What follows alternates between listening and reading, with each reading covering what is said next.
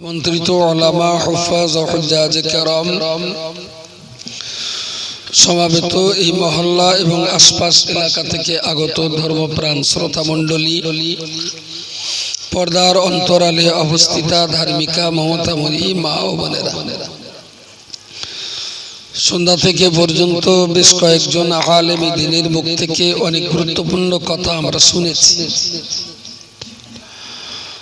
প্রচন্ড ঠান্ডাকে উপেক্ষা করে যারা এসেছেন আমি তাদেরকে আন্তরিক শুভেচ্ছা ও মোবারকবাদ জ্ঞাপন করছি। এখানে যারা বসে আছেন আপনাদের যতটা ঠান্ডা লাগছে, আর কারবালায় যারা এখন যুদ্ধ জেহাদ এখনো রানিং আছে, খুব জোর জেহাদ চলছে এখন, ওখানে শীত আছে বলে মনে হচ্ছে। হ্যাঁ হ্যাঁ হ্যাঁ,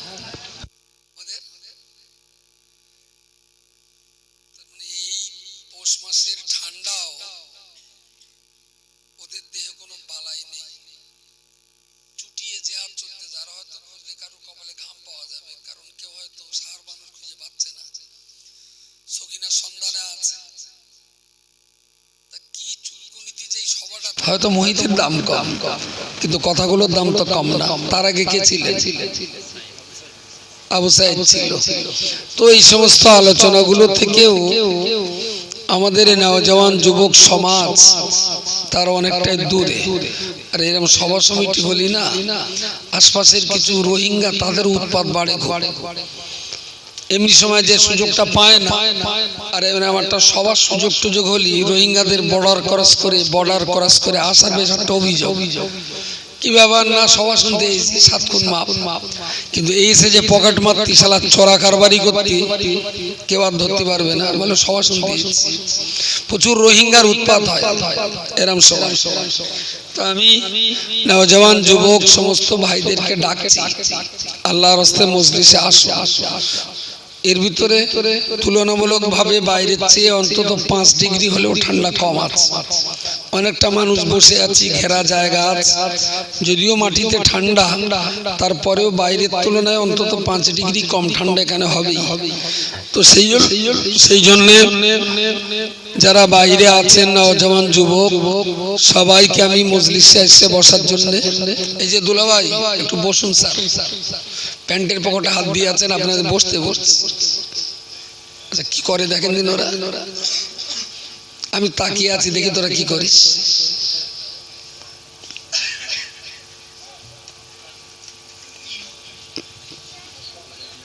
বহুত জ্বালায় পড়ে বসতে হতো, তবে যদি চোখ একবার অন্যদিকে ফেরাতাম খবর ছিল।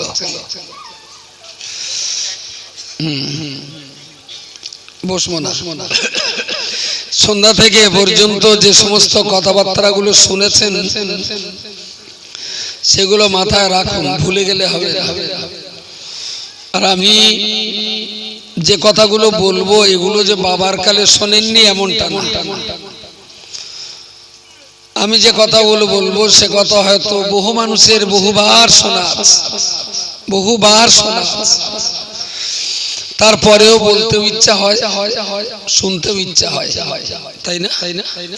যার বয়স 70 বছর সে তো 70 বছর ধরে মা মা করে ডেকে এসে, মা বাদ দিয়ে এখন কি অন্য কিছু বলবে?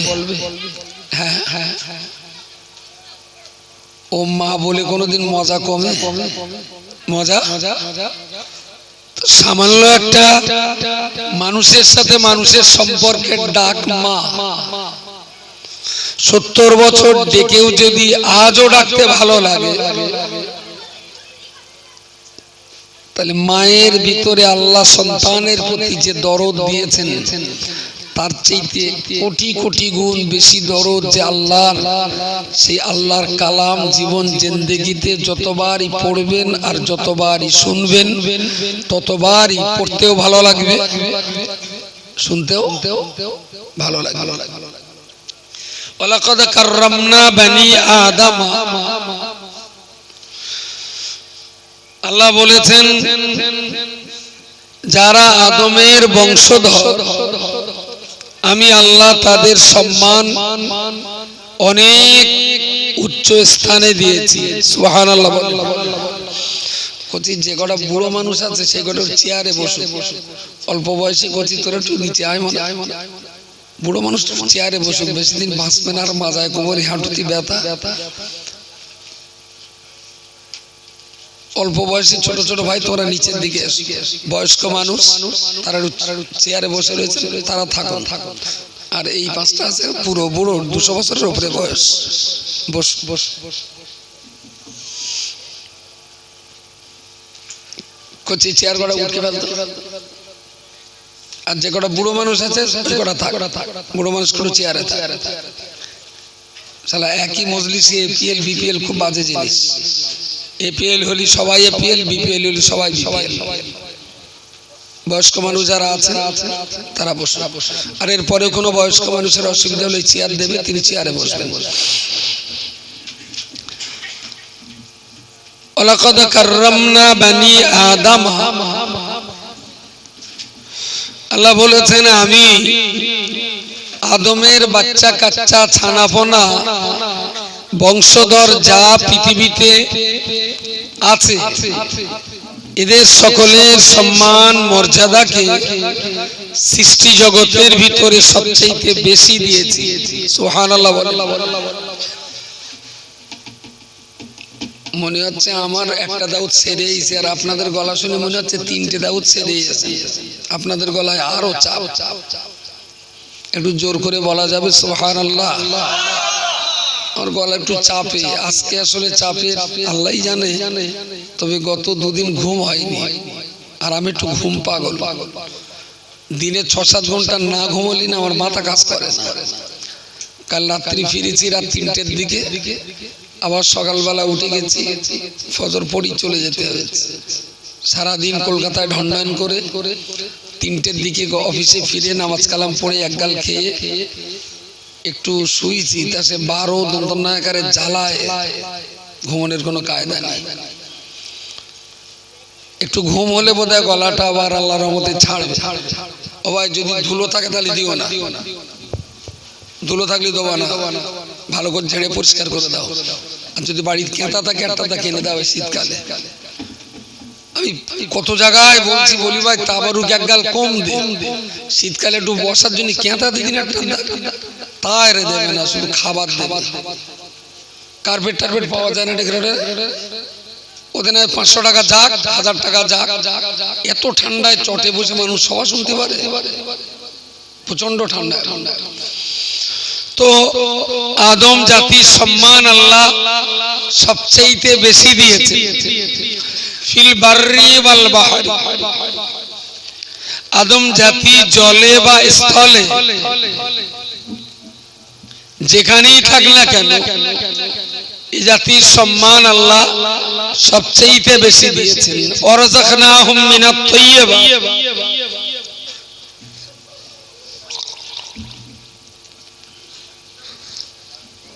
আল্লাহ।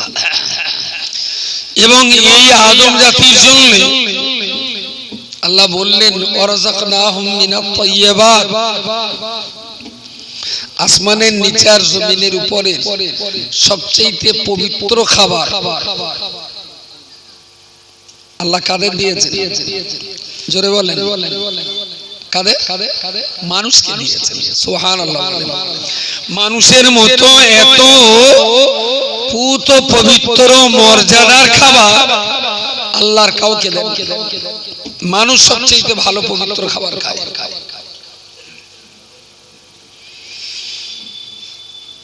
যদি একটুখানি ভাবেন পৃথিবীর জন্মলগ্নে মানুষ যখন পৃথিবীতে প্রথম এসেছিলেন সেই সময় মানুষ যদি চলার পথে নদী পড়ত তখন কিসে পার হতো? স্পিড বোট, নৌকা, ভটভটি, স্টিমার না জাহাজ? আদম নবী চলার পথে যদি নদী পড়তো উনি কিভাবে পার হতেন? সর্বনাশ, সোজা সাপটা। পৃথিবীর প্রথম নবী তো আদম নবী। আদম নবী দুনিয়াতে এসে ওই সুতোর মিস্ত্রি পেয়েছিলেন, কাঠ মিস্ত্রি, জাহাজ মিস্ত্রি, টাটা কোম্পানি। আদম নবী যখন আসমান থেকে প্রথম দুনিয়াতে এসেছিলেন তখন কোন মিস্ত্রি টিস্ত্রি কিছু পেয়েছিলেন উনি? তাহলে জাহাজ, নৌকা, স্টিমার কোনো কিছুর কল্পনাও তো করা যায় না। তাকে তো আল্লাহ নামিয়ে দিয়েছিলেন কোথায়? জান্নাত থেকে। বলে মনে হচ্ছে আদম আমার বাপ আর এর কাছে কেউ কোনো খবর রাখে না, সব আমি একা যাই। কোথাও আমারও বাপ যেমন আপনারও বাপ তেমন। শ্রীলঙ্কা, তা শ্রীলঙ্কা কি সতী নয় যে নাম ধরা যাবে? কখন থেকে চেঁচাচ্ছি, নাম ধরে না। শ্রীলঙ্কায় আজকের দিনে যে দেশটার নাম শ্রীলঙ্কা, একদিনে এই দেশটার নাম ছিল সিংহল। আর এখান থেকে 500-700 বছর আগে এই শ্রীলঙ্কাটা ভারতের ভিতরেই শামিল ছিল। তারপরে ওটা আবার আলাদা। এই শ্রীলঙ্কা থেকে তিনি, আমি কোন দিকে, পশ্চিম দিকে ফিরে আছি নাকি? পশ্চিম দিকে আছি।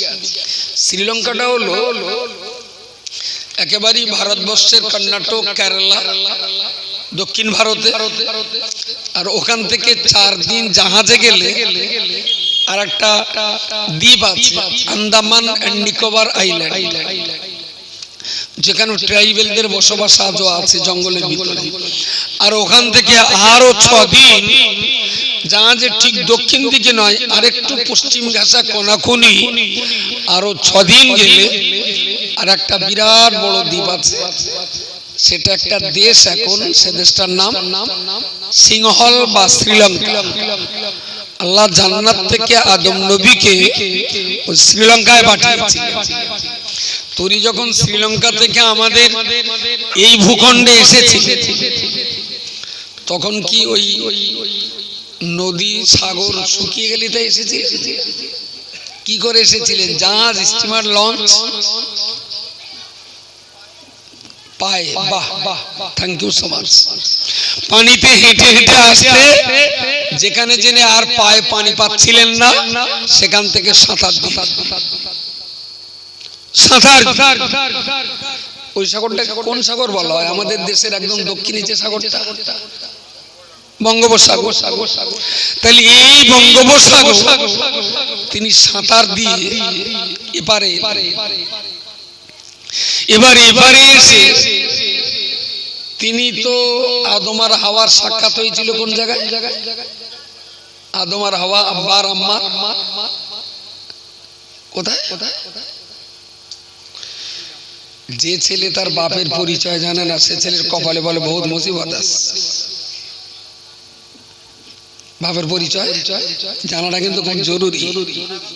আরাফাতের ময়দান,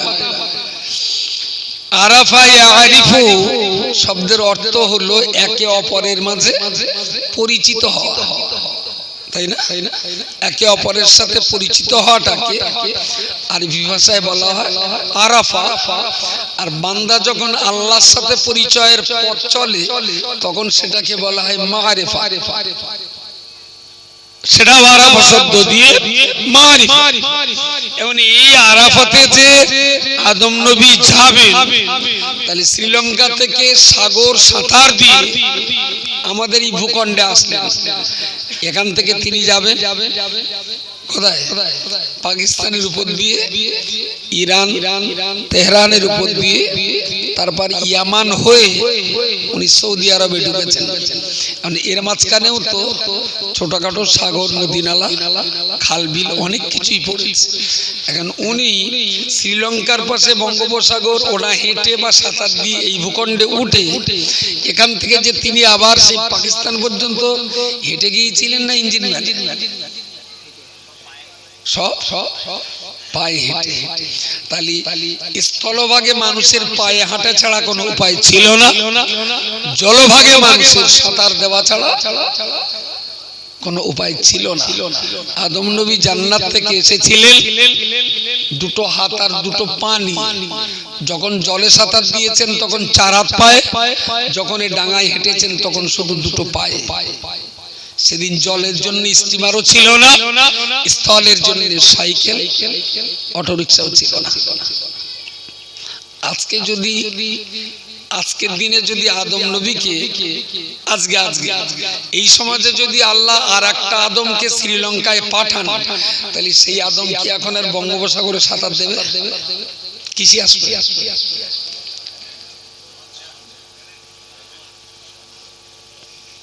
কেউ বলেছে প্লেনে, কেউ বলেছে লঞ্চে, আর কিছু বলে জাহাজ, আর স্পিড বোট, আর হেলিকপ্টার হতে পারে, তাই না? প্রয়োজনে রকেটও ব্যবহার করতে পারে আজকের দিনে।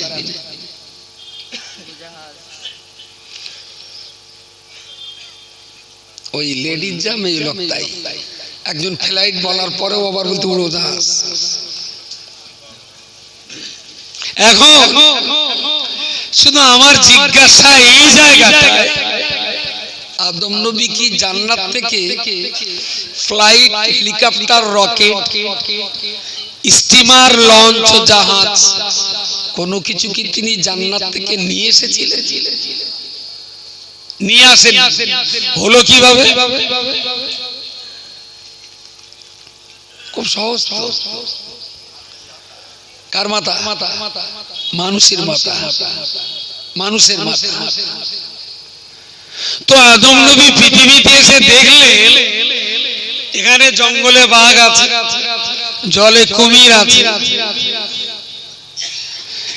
এখানে জঙ্গলে সিংহ আছে, শেয়াল আছে, বনবিড়াল আছে, মুরগি আছে, কুত্তা আছে, খেকশেল আছে। পৃথিবীতে কিন্তু আদমের আগে শেয়াল, খেকশেল, বনবিড়াল, হনুমান সবাই ছিল। কি বলে ছিল না? নাকি ছিল, আরো বেশি ছিল।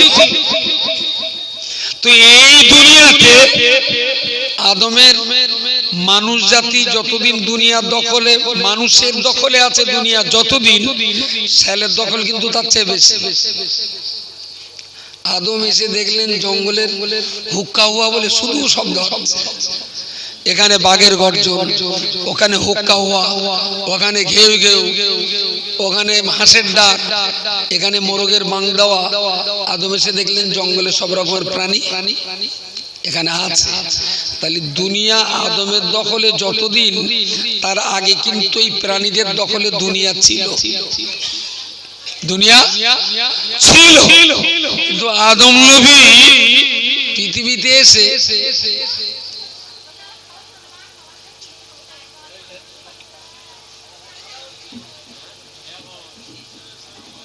আসলে আমি চেঁচালি না, ওর কথা বলতে কষ্ট হচ্ছে, আমি একটু বন্ধ করে রাখি। এখন নারীর রাজত্ব তো কিছু বলার, আবার ওরা ভান্ডার ফেটকে আমাদের মাঝে মাঝে মাল চাল দেয়। যদি বেশি উল্টো পাল্টা বলি হয়তো ভান্ডার ডাবার দেবে না। চাষি এইবার একটু থামো, আমি একটু লাগি, আমার শেষ হলি তোমার আবার লেগে। তো এই দুনিয়া শেয়াল, কুকুর, বিড়েল, বনবিড়েল, বাঘ,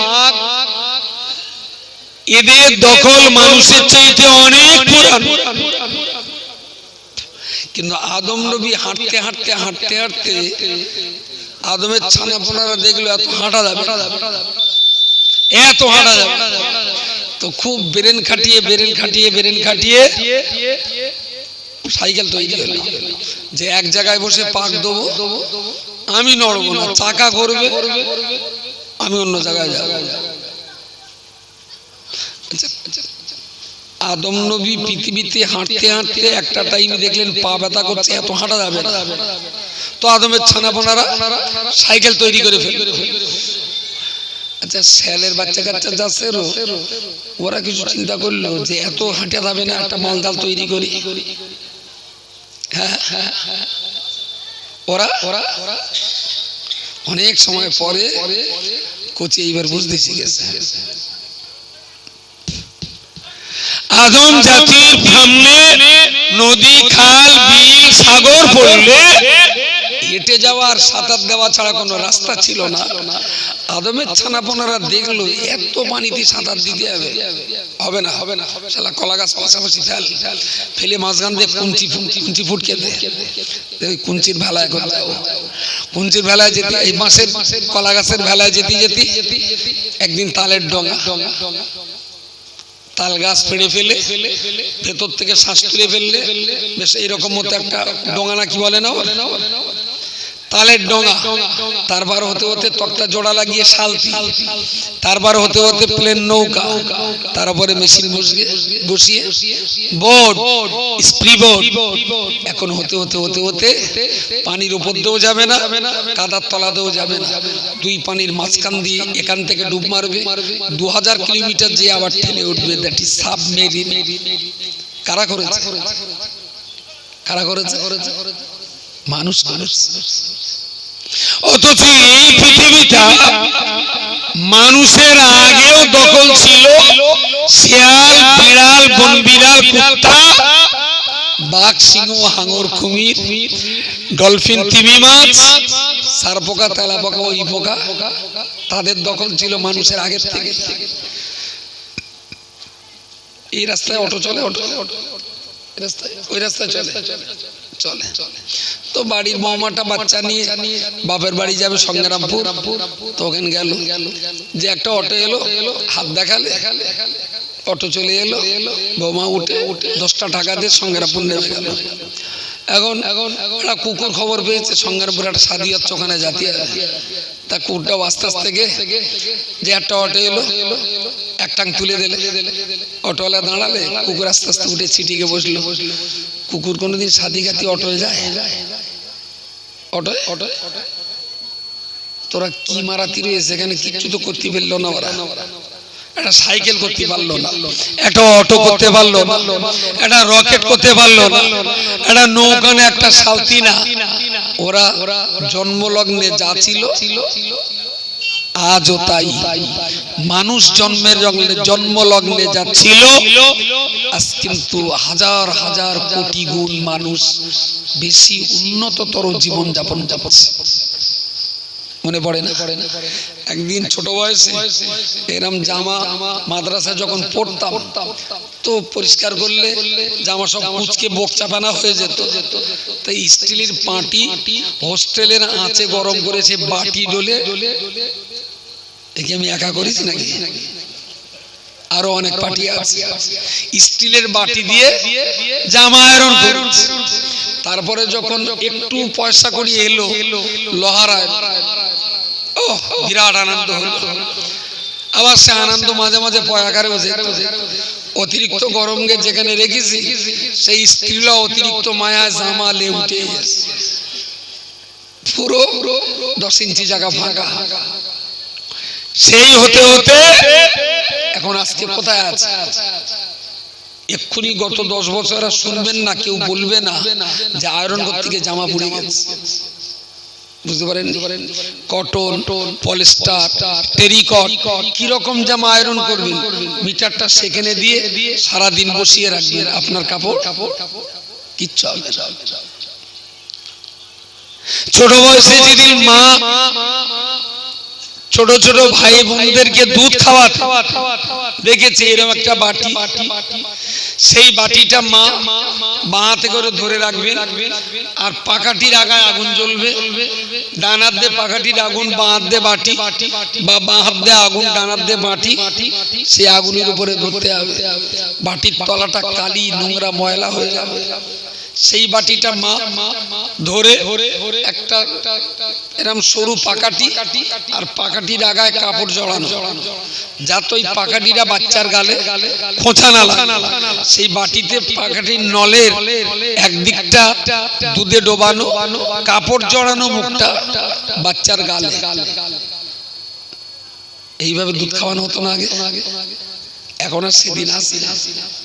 হ্যাঁ, দুধ গরম করতে গেলে দেয়াল টিপে দাও, দেয়াল টিপে দাও, চুলো রেডি, একদম গরম, বাটি দাও, বাটি গরম হবে, কিন্তু চুলো কারেন্টের চুলো একটুও গরম হবে না। বাটি দেবে, বাটি দেন, হাঁড়ি দেন, ডেস্কি দেন, যা দেবে তাতে পানি টকবক করে ফুটবে, কিন্তু ওটা আবার নামিয়ে চুলোয় হাত দিয়ে দেখবেন একদম ঠান্ডা। মায়েদের দুধ গরম করতে মায়েদের হাতে না পশম থাকতো না, সব পুড়িয়ে যেত ওই আগুনে। আজকালকে আর সেদিন নেই। আর এর পরে আপনি লিখে রেখে দেন আগামী 10 বছর পর মেরুদণ্ডে আর হাঁড়ি জ্বলবে না। ওখান থেকে মোবাইল টিপে টিপে, জোম্যাটো আছে এখানে টিপে টিপে বলে দিলে রাত্রি এই খাবো, করে বাইক নিয়ে এসে বাড়ির বারান্দায় আপনার 3 প্লেট খাওয়াতে যাবে। বউগুলো যা অলস গুটি হচ্ছে, অলস গুটি। 10 বছর পরে ভাত রাঁধবেই না, আমার কথা লিখে রাখুন আপনি। এবং খরচ আপনার কম হবে তুলনামূলক ভাবে।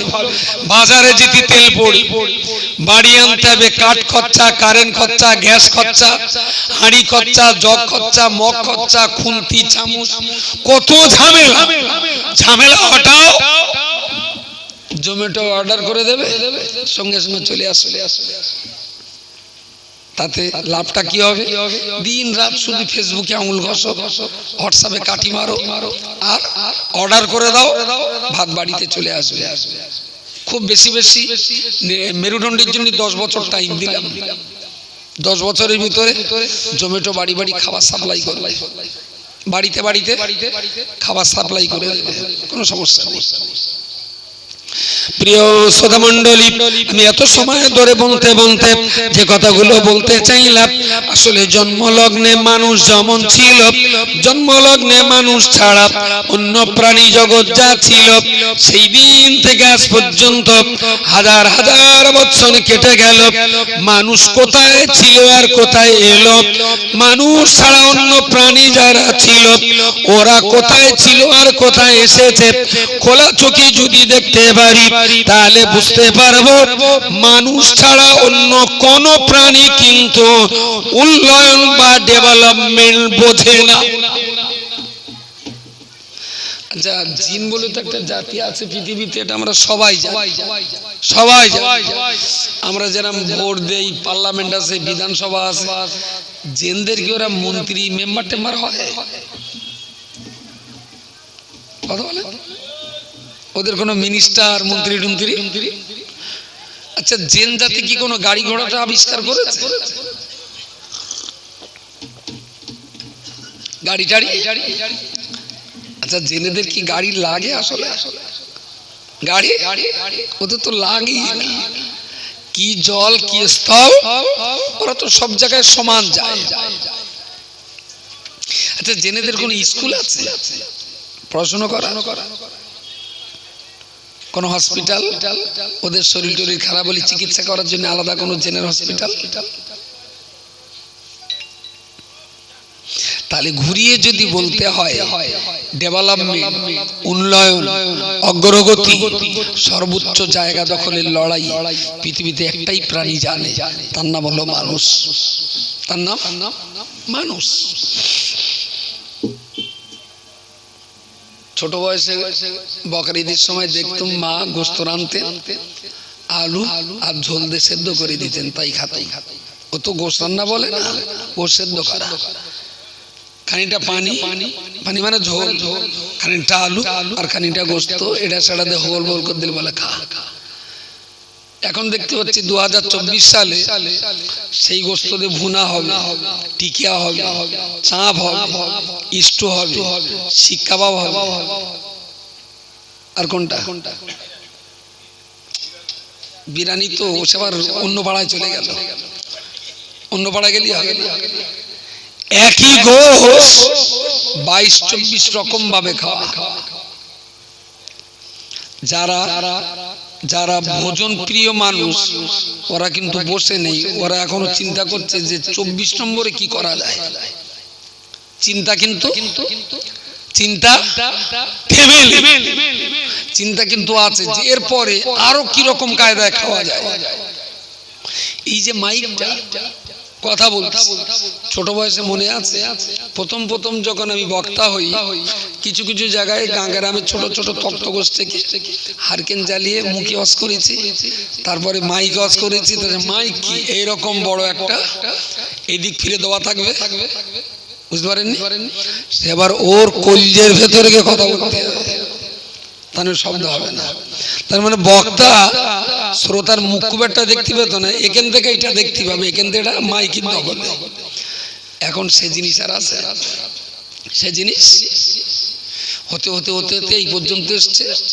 এরপরে দেখবেন আর এখানেও থাকবেন, এখানে একটা বোতাম দিয়ে দেবে, এর চাইতে অনেক ভালো আওয়াজ হবে। তো মানুষের চিন্তা কিন্তু থেমে নেই। যিনি যে লাইনের মানুষ তিনি কিন্তু সেই লাইনে ভাবনা চিন্তা আরো অগ্রগতি কি করা যায়। মানুষ কিন্তু তার আন্দোলন, তার মুভমেন্ট বন্ধ করছে না, আরো আগিয়ে যেতে হবে। সেই জায়গায় আমরা যে কটা প্রাণী এখানে আছি, এই উন্নয়নের জায়গায় আমরা কি করেছি? আচ্ছা, প্রথম যে ইষ্টু, গরুর গোশতের ইষ্টু খাবারটা, ওটা কি মেরুদণ্ডী থেকে উৎপন্ন হয়েছিল? হ্যাঁ, পৃথিবীর এই অগ্রগতিতে আমরা যে কটা প্রাণী বক্তা স্রোত এখানে আছি, আমরা উন্নয়নের করেছি একটা কিছু বলে, যে এইটা আমরা করেছি। গোটা বিশ্ব আমাদের কাছ থেকে এইটা নিয়েছে, কিছু একটা বলে খৈনিটা আমরা করেছি। ও বিহার থেকে আসছে চুল্লুটা। প্রথম কি চুল্লু খাওয়ানো আমরা শিখিয়েছি মানুষকে? তাও করতে পারিনি। খারাপ হলেও আমরা কিছু দিতে পারিনি, সে অন্য জায়গা থেকে। ভালো কি করেছি বলেন দিন একটা কিছু? হ্যাঁ, শিক্ষা। তাহলে আমাদের আগে কেউ শিখতো না? আমি বলছি উন্নয়নের একটা কিছু আমরা করে কি বিশ্বকে দেখাতে পেরেছি? যে যেটা কেউ পারিনি সেটা আমরা পেরেছি। আমরা কেন পারিনি? ইচ্ছা নেই তাই পারিনি। ইচ্ছা থাকলে একদিন হয়তো পেরে যাবো। ইচ্ছা থাকলে একদিন পেরে যাবো। ডেভেলপমেন্টের জন্য, উন্নয়নের জন্য টাকা লাগে না, দেমাগ লাগে। ব্রেনটা লাগে। প্রিয় শ্রোতা মণ্ডলী, মনে রাখুন, জগৎবাসীর কল্যাণে, পৃথিবীবাসীর কল্যাণে, মানব জাতের কল্যাণের জন্য কি এমন আবিষ্কার আমরা করতে পেরেছি? আমরা নিজেরাই তো বলেছি। আমি আর আল্লাহ পাক কোরআনের ভিতরে বলেছেন, ওয়ালা রাতবিন ওয়ালা ইয়াবিসিন ইল্লা ফি কিতাবিম মুবিন। ঊর্ধ্ব জগৎ আর নিম্ন জগতে যা কিছু জ্ঞানের বিষয় থাক না কেন, সমস্ত জ্ঞানের বিষয়গুলোকে আমি আল্লাহ আমার কোরআনের ভিতরে বর্ণনা করে দিলাম। তাহলে ঊর্ধ্ব জগৎ আর নিম্ন জগতের সমস্ত জ্ঞানের কথা যদি কোরআনে থাকে, তাহলে সেই কোরআন আমাদের হাতে মওজুদ, সেই কোরআন আমাদের ঘরে মওজুদ, সেই কোরআন আমাদের মসজিদে মওজুদ। ওই কোরআন থেকে গোটা দুনিয়া তাক লাগিয়ে দিয়েছে। সেই কোরআন বুকে জড়িয়ে থেকে আমরা গোটা দুনিয়াবাসীকে কিছুই দিতে পারিনি। না হার্ডওয়্যার, না সফটওয়্যার, না আধ্যাত্মিকতায়, না প্রকাশিকতায়, না বাহ্যিক ভাবে, না আভ্যন্তরীণ ভাবে। কি নেই কোরআনে? ঊর্ধ্ব জগতে আর নিম্ন জগতে যা কিছু আছে সব কিছু আল্লাহ কোরআনের ভিতরে ব্যাখ্যা দিয়েছেন। সুবহানাল্লাহ, জোরে বলেন সুবহানাল্লাহ। إن في خلق السماوات والأرض واختلاف الليل والنهار إن في ذلك لآيات لأولي الألباب। আমার আল্লাহ কোরআন শরীফের একাধিক জায়গায় এই শব্দগুলো ব্যবহার করে বলেছেন, ইন্না ফি খালকিস সামাওয়াতি ওয়াল আরদ। আমি আল্লাহ আসমান তৈরি করেছি, আমি আল্লাহ জমিন তৈরি করেছি। ওয়াখতিলাফিল লাইলি ওয়ান নাহারি, আমি আল্লাহ পাক রব্বুল আলামিন রাতের পর দিন আর দিনের পর রাত সৃষ্টি করেছি। ইন্না ফি যালিকা লাআয়াতুন, আমার আল্লাহ এই কথাগুলোকে কোরআনের বহু জায়গায় ব্যবহার করে বলেছেন। ইন্না ফি যালিকা লাআয়াতুন, এই সব ঘটনার ভিতরে আমি আল্লাহর বড় নিদর্শন রয়েছে।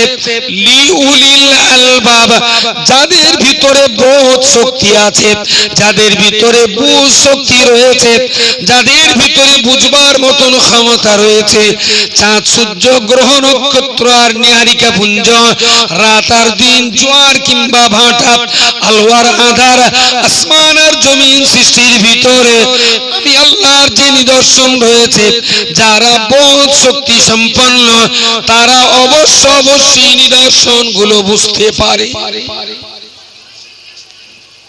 লিউলিল আলবাব, যাদের বোধ আছে তারা এগুলো বোঝে, আর যাদের বোধ নেই তারা এগুলো বুঝবে না।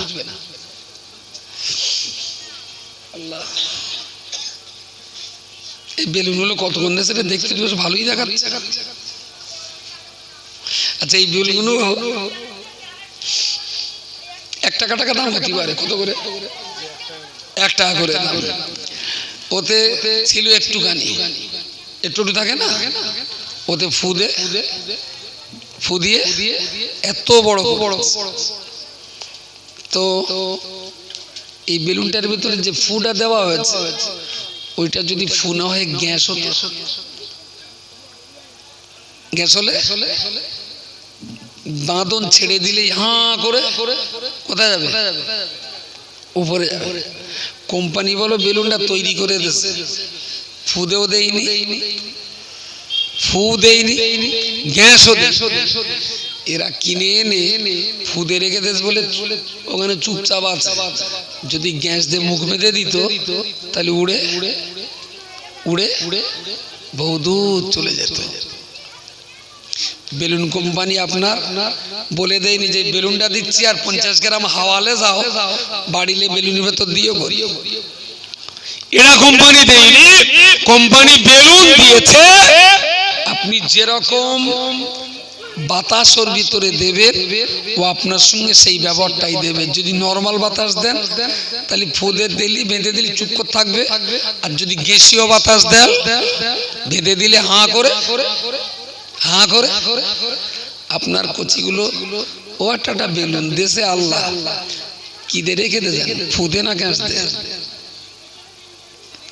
ফুদে এরকম চুপ করে থাকবে। আর যদি হতে গ্যাস দিতে পারেন তাহলে তিলে ধাপে ধাপে আপনার কচি অনেক বড় জায়গা একদিন দখল করবে। কোম্পানি শুধু বেলুনটা দেয়, বাকি ফু দেবে না, গ্যাস দেবে, এটা বাপার মার দায়িত্ব। কুকুর উন্নতি বোঝে না, কুকুর ডেভেলপমেন্ট জানে না। গাধা বাঘ, আরে গাধার দোষ নাই বা দিলাম, বলে রয়্যাল বেঙ্গল টাইগার। আবার অনেকে বলে মাঝে মাঝে যে বাঘের বাচ্চা। আমার যেন ঠিক ভালো লাগে, আমার ঠিক ভালো লাগে। শালা মানুষের যদি বলা হয় জন্তু, মানুষ এগিয়ে যায়, আর যদি বলেন বাঘের বাচ্চা তাহলে ফুলে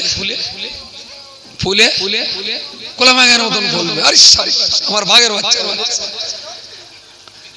শালা যে বাঘ মানুষ ধরে খায়, যদি বলা হয় বাঘের বাচ্চা, ফুলে মোটা হয়। পাড়াঙ্গরে যদি বলা হয় এই শালা গাধার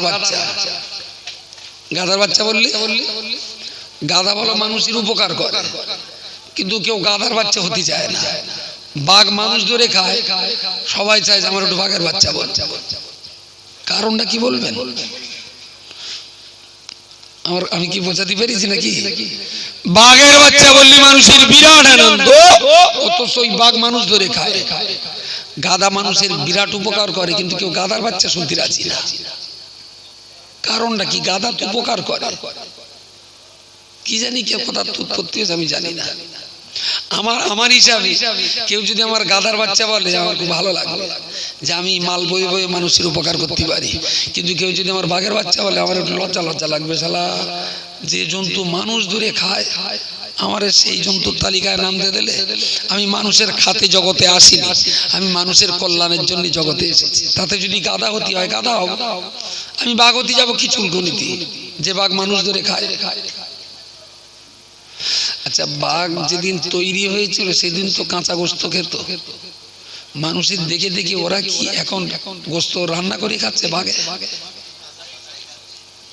ওরা কাঁচা গোস্তই খাচ্ছে। আচ্ছা, কাঁচা গোস্ত খাওয়া হারাম না জায়েজ? কাঁচা গোস্ত, না না আমি বাক্সিংহ বলি না, আমাদের কথা বলছি। মানুষের জন্য, মুসলমানের জন্য কাঁচা গোস্ত জায়েজ না হারাম? বলেন জায়েজ না হারাম? হারাম। আর কেউ? এখানে 3-4 জন বলেছে হারাম। এ পাড়ার দিকে জায়েজ না হারাম? হারাম হারাম হারাম হারাম। তাহলে আদম নবী যখন জান্নাত থেকে এখানে নেমে এসেছিলেন, সেদিন তাহলে দেশলাই, স্টপ, বটি, হাঁড়ি জান্নাত থেকে নিয়ে এসে রান্না করে খেতেন। আদম নবী পৃথিবীতে আসার কত হাজার বছর পরে আগুন আবিষ্কার হয়েছে? কথা বলে, এর সঠিক ইতিহাস পাওয়া যায় না। তবে আদম নবী পৃথিবীতে আসবার বহুকাল পরে পৃথিবীতে আগুন আবিষ্কার হয়েছে, তখন আগুন ছিল না। আদম নবীকেও কিন্তু কাঁচা গোস্ত চিবিয়ে চিবিয়ে খেতে হয়েছে। আর গাছপালা, তেওড়ে শাক বলুন, কদু বলুন, টমেটো বলুন, আর ক্যাপসিকাম বলুন, যা সেই দিন খাবার মতন ছিল, আদম নবীকে সব কাঁচা খেতে হয়েছে। যে জিনিস রান্না করে খাওয়া যায় তা কাঁচা খাওয়া যায়। যা কাঁচায় হারাম, তা রান্নায় হারাম। যদি আগুন দিলে যদি হারাম মাল যদি হালাল হতো, তাহলে তো মদ, চুল্লু, ব্র্যান্ডি, হুইস্কি তো জ্বালতে জ্বালতে আমরাও খাতো। আগুনের কি ক্ষমতা আছে হারাম মাল হালাল করার? একটা মাল বলুন যে আগুন দিয়ে জ্বালাবার কাঁচায় হারাম, আর আগুন দিয়ে জ্বালাবার পর জায়েজ। মূলো কাঁচায়ও খাওয়া যায়, রেঁধেও খাওয়া যায়। গরুর গোশ কাঁচা কাঁচা, এইবার মনে হচ্ছে বাড়ি যেতে হইতো নাকি আমার। যদি পারে, হ্যাঁ, ওতে যদি রক্ত থাকে ওটা অবশ্যই সুন্দর করে ধুয়ে নিতে হবে 2বার 3বার 4বার, যেন রক্ত না থাকে। দিল টিল একটু চিবিয়ে খেয়ে দেখবেন বিরাট মজা। আমি খেয়েছি, ভীষণ ভালো লাগে। কাঁচা গোস্ত জায়েজ, যা কাঁচায় জায়েজ তা রান্নায় জায়েজ, যা কাঁচায় হারাম তা রান্নায় হারাম। আদম নবীর জিন্দেগিতে পৃথিবীতে রান্না করা মাল খেতে পেরেছিলেন কিনা সন্দেহ আছে, কারণ আগুন আবিষ্কার হয়েছে তার চাইতে অনেক পর, অনেক পরে। মানুষ কিন্তু এককালে কাঁচাই খেত। সজনে শাক, থোড়, টমেটো, এরকম যা শাকসবজি আমরা খাই সব কিন্তু এককালে কাঁচা খাওয়াই ছিল। মানুষ তার মগজমারি, ব্রেন ঘামিয়ে ঘামিয়ে ঘামিয়ে ঘামিয়ে একটার পর একটা, প্রথমে তো মানুষ আগুন আবিষ্কার হলো, রান্না করে খেতে শিখলো, ডাল আর পানি একসঙ্গে ঘুটি খেতে শিখলো। তারপরে সেই খাতি খাতি একদিন দেখলো যে শালা তো খুব ভালো লাগছে না, তারা কাজ কর, খানিকটা তেল দিলে হাঁড়িতে, সেই তেল গরম হলো, 2টো পেঁয়াজ, একটু আদার রস, খানিকটা রসুন দিয়ে একটু বেশ চিটচিট করে উঠলো, ওতে আবার ডাল ঢেলে দিলে, কি বলে কি বাকাত দেওয়া। আচ্ছা, বাকাত দেওয়ার আগের টেস্ট আর বাকাত দেওয়ার পরের টেস্ট কিরম বলে মনে হয়? আচ্ছা, এইগুলো কি সব দিন একদিনই হয়েছে? সব বহুত সময় লেগেছে, বহুত সময় লেগেছে। ওয়ালাকাদ কাররামনা বনি আদম, আল্লাহ বললেন আদম জাতির সম্মান বিশ্বের ভিতরে সর্বসেরা জায়গায় আদম জাতি এসে পৃথিবীতে রকেট তৈরি করে উড়ে বেড়ালো, আদম সাবমেরিন তৈরি করে পানির তলা দিয়ে চলে গেল। শালা আদমের আগে তৈরি হওয়া কথা আজ সেই কাঁচা হাড় বালিশি মাথা দেনা, বালিশি মাথা দেনা মাটিতে কান্দে চিপকিয়ে যাচ্ছে, ওর কোনো ডেভেলপমেন্ট। উন্নতির ভাবনা যদি থাকে আপনার ভিতরে, তবে মানুষ উন্নতির ভাবনা যদি আপনার ভিতরে না থাকে, তাহলে কালকে থেকে জাবনার খোল খাবেন। জাবনার খোল, গরু সেই জন্মলগ্ন থেকে যা খেত, ওর নিজের চিন্তায় কোনো ডেভেলপ করেনি। আমরা মানব জাতি নিজেদের চিন্তায় ডেভেলপমেন্ট করেছি। রকেট আল্লাহ জান্নাত থেকে পাঠায়নি, স্টিমার আল্লাহ জান্নাত থেকে পাঠায়নি। আল্লাহ হাজার রকমের মাল মশলা জান্নাত থেকে পাঠায়নি। আল্লাহ শুধু কাররামনা মানব জাতিকে সম্মান দেওয়ার জন্য আল্লাহ শুধু ব্রেন দিয়ে পৃথিবীতে পাঠিয়েছেন, আর সেই ব্রেনটাকে কাজে লাগিয়েই মানুষ সর্বোচ্চ মর্যাদার জায়গা দখলে রেখেছে। এখন যদি আমরা মানুষ হয়ে উন্নয়নের ভাবনাটা না ভাবি, তাহলে আমাদের কি খাওয়া উচিত? জাবনা আর একটু চাল ধোয়া পানি, আর মাঝে মাঝে একটু চিটি গুড়ার খোল। আর শুতে হবে কোথায়? গোলঘরে বেসাদি ষাঁড় ডাকাতি। আর যদি বলেন না জামলা খাবো না, ঘাস খাবো না, আমি সুন্দর রান্না করা ফ্রাই করা গোশতের চাপ খাবো, নো ডাউট, সুন্দর খান, সুন্দর ভাবনাটাও থাকুক, যে পরবর্তী প্রজন্মের কাছে এই পৃথিবীটাকে আরো সুন্দর করে যাতে দিয়ে যেতে পারি। তাহলে আপনি মানুষ, শুধু অন্যের চিন্তা আপনি নিয়েছেন, আপনার চিন্তা দিয়ে জগতের কল্যাণের কাজ করেননি।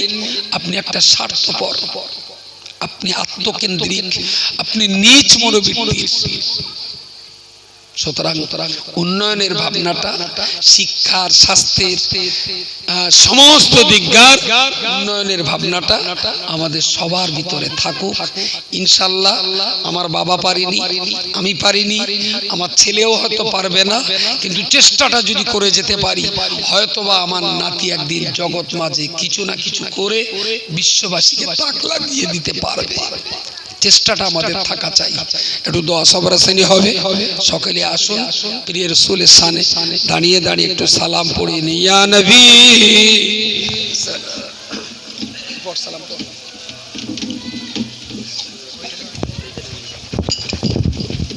পড়ো তুমি পড়ো।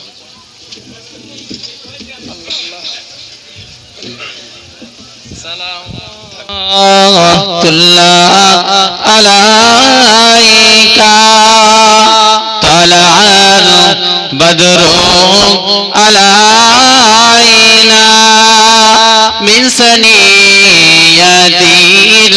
বিদাই ওয়াজাব শুকরু আলাইনা মাদা লিল্লাহি দাই ইয়া নবী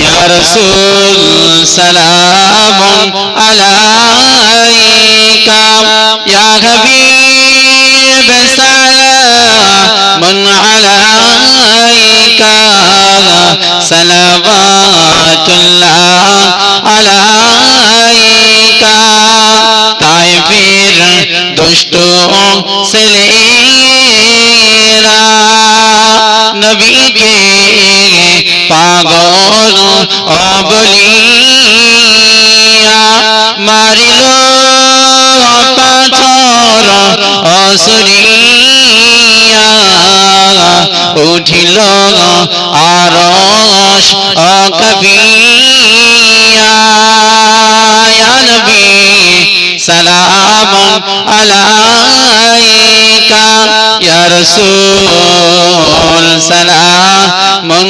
আলাইকা ইয়া হাবিব সালামুন আলাইকা সালাওয়াতুল্লাহ আলাইকা নবীজির আব্বা আব্দুল্লাহ রাসূলুল্লাহর আম্মা আমিনা হাবিবুল্লাহর দুধমা হালিমা শফিউল্লাহর রওজা মদিনা ইয়া নবী সালামুন আলাইকা ইয়া রাসূল সালামুন আলাইকা ইয়া হাবিব সালামুন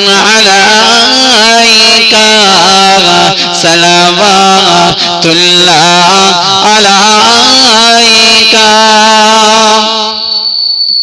يا رب صل وسلم دائما ابدا على نبيك خير خلقك كلهم بجائے رب میرے درود و سلام برغزیدہ نبی پر اپنے مدم بلغ العلا بکمالہ کشفت دجا بجمالہ حسنت جمیع خصالہ صلوا علیہ وآلہ اللہم صل علی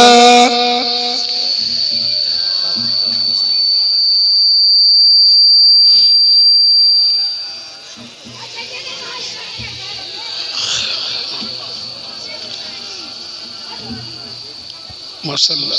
এটার কষ্ট হচ্ছে, তুই পড়ে দে, আমি বলে দিচ্ছি। গত এক বছরে ও ভাই তোমরা যারা এসেছো শোনো, একটু বসো নাকি দাঁড়িয়ে খাওয়া? বসো, ঠান্ডা টাইম লাগবে, এখন লোক আর 10 মিনিট পরে লাগবে। এর ভিতর के बिहारी আছে ना? प्लीज आप लोग बैठ जाइए भाई, मैं अपील करता हूँ बैठने के लिए। তাও তো হয় না, মারোয়ারিটারই হবে। গত এক বছরে আমাদের এই মাদ্রাসা চালিয়ে তার আয় ব্যয়ের কি কাজ কাম হয়েছে, আয় ব্যয় কত কি, একটুখানি 1 মিনিট লাগবে, একটু পড়ে দেখে 1-2 মিনিট। যারা দাঁড়িয়ে আছো ভাই সবাইকে বসতে বলছি, ভিতরে এসো, রাস্তার উপরে সবাইকে বলছি আল্লাহর রাস্তায় ভিতরে এসে বসে পড়ো, তাড়াতাড়ি দাঁড়িয়ে।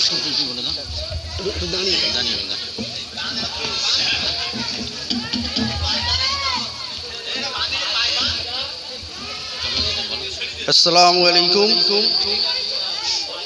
আপনারা সবাই অবগত আছেন যে আজ আমাদের বাৎসরিক ইসালের সওয়াব যেটা আমাদের মাদ্রাসার উন্নতিকল্পে অনুষ্ঠিত হয়। যাই হোক, আমাদের এই 1 বছরের মাদ্রাসার আয় ও ব্যয়ের হিসাব আমি সভাপতি হিসাবে আপনাদের সামনে উপস্থাপন করছি। মেরুদণ্ডী গ্রাম থেকে এই 1 বছরে আমাদের আদায় হয়েছে 27,285 টাকা। মেরুদণ্ডী ঈদগাহ থেকে আদায়, আমাদের মেরুদণ্ডীতে ঈদগাহ আছে 3টে, এই 3টে ঈদগাহ মিলে আমাদের এই 1 বছরের কালেকশন দুটো ঈদে 13,450। মাদ্রাসার সদস্য চাঁদা 4,200। সদস্যরা 1 বছরে এই টাকা দিয়েছে, কিন্তু সদস্যরা জলসার সময় তাদের বাকি ঋণ পরিশোধ অবশ্যই করে থাকে। ছাত্রছাত্রী ভর্তি বাবদ 1 বছরে মাদ্রাসার যেটা ইনকাম 7,260 টাকা। বিভিন্ন খাতে প্রতিশ্রুতি বাবদ 1 বছরে ইনকাম 28,600 টাকা।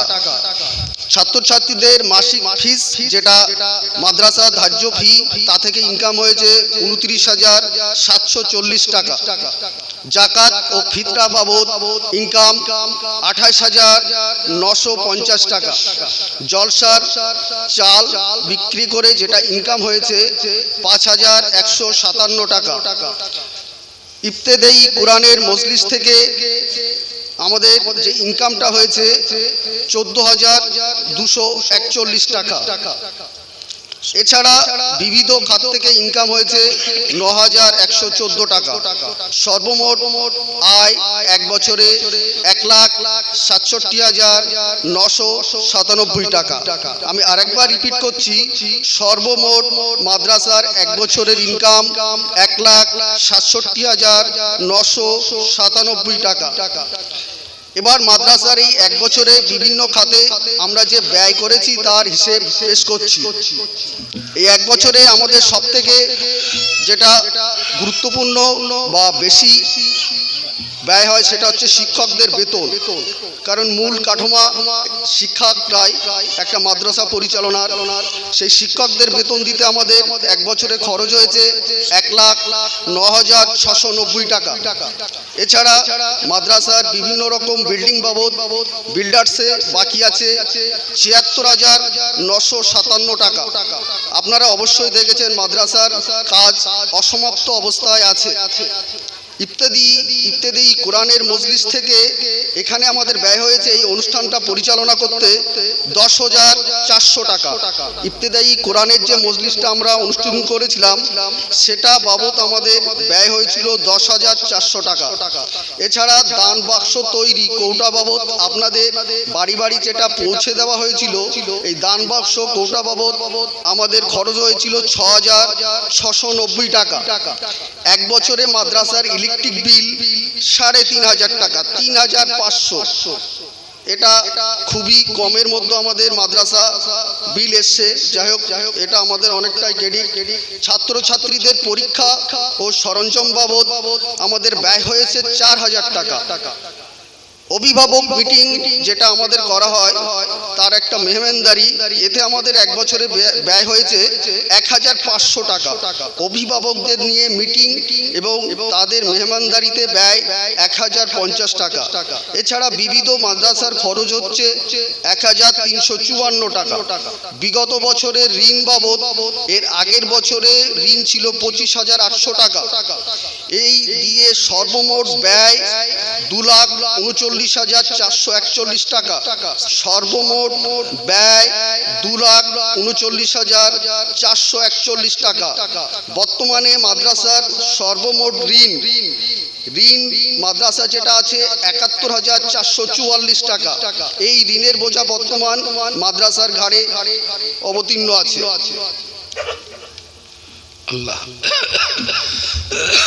আলহামদুলিল্লাহ, গত এক বছরের আয় ব্যয়ের হিসাব শুনেছেন। আর তোমরা যা দাঁড়িয়ে আসো, বেকার না বসে তাহলে ইয়া নবী সালাম আলাইকা পড়ো। দাঁড়িয়ে যখন রয়েছে কিয়াম পড়ো, আর কি করবা? ইরাটা মনে হচ্ছে যেন দাঁড়াতে বিরাট ভালো লাগে। ওরা কি রাত্রি ঘুমোয় কি দাঁড়িয়ে দাঁড়িয়ে ঘুমোয় নাকি? ওসব করতে গেলে না পরিবেশ লাগে, এই পরিবেশ হবে না, বেকার। আলহামদুলিল্লাহ, তো মাদ্রাসার যে অংশটা এখনো তা তুই মাইক ধর, বেকার পাম দিস না। এরা ছেলেপিলে এক পাতা ছেলে এত পাম দেওয়া ধরিস না, হালি পড়ে বিরাট পাম দেয় ওরা। তো যে অংশটা এখনো ছাদ দেওয়া হয়নি, কতটা ওই জায়গাটা, যে অঙ্কটা ছাদ বাকি 300 স্কয়ার ফুট। আমি যে বে করিস তা বলতে পেরায়, এর কোনো উত্তর আছে? তো আল্লাহর রাস্তে 300 স্কয়ার ফুট মতো এই জায়গাটা ছাদ দিতে হবে। দিলে মাদ্রাসার স্মার্ট ক্লাসরুমটা আরো সুন্দর হবে, আরো সুন্দর হবে। বাচ্চাদের পড়াশোনাটাও আমরা আরো সুন্দরভাবে করাতে পারবো। মিনিট 10-15 সময় দেব। যদি আল্লাহর রাস্তায় খুব গরিব এলাকা, খেটে খাওয়া মানুষ আপনারা, আমি জানি, তারপরেও তো বক্তব্যটা তিলে তিলে উন্নতি হচ্ছে। বাচ্চাদের পড়াশোনার উন্নতি,